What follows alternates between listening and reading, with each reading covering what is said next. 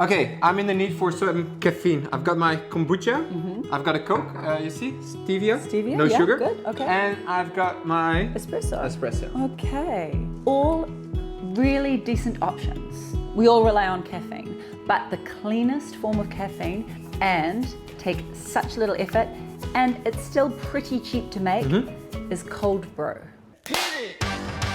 That's what I'm talking about. Wait! Okay, now, from the beginning. Let's do it. So what do we need for this recipe? All you need is plunge your ground coffee about quarter of the amount of the sized vessel that you're planning on using. Then cold, fresh, pure water.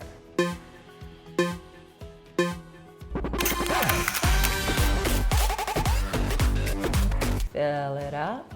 Then put the lid on, give it a stir, and leave it for at least 12 hours. The longer you can leave it, like for example, 20, maybe like 30 hours, the stronger it's going to get. Hey, and where do you store it then in those hours? Just anywhere in your kitchen that isn't particularly hot, isn't particularly cold.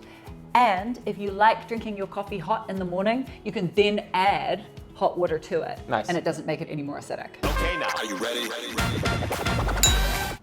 Ready, Bas? Yeah, I'm ready. It's done. Oh my gosh, it's so delicious. It always Do you wanna smells smell? so, yeah, it smells so good. I don't like drinking coffee, but like the smell is so good. Yeah, Yeah, enough to make you want to try some. maybe I should. Maybe we'll make some porridge for you, yeah? Okay, yeah, porridge it is. Let's do it.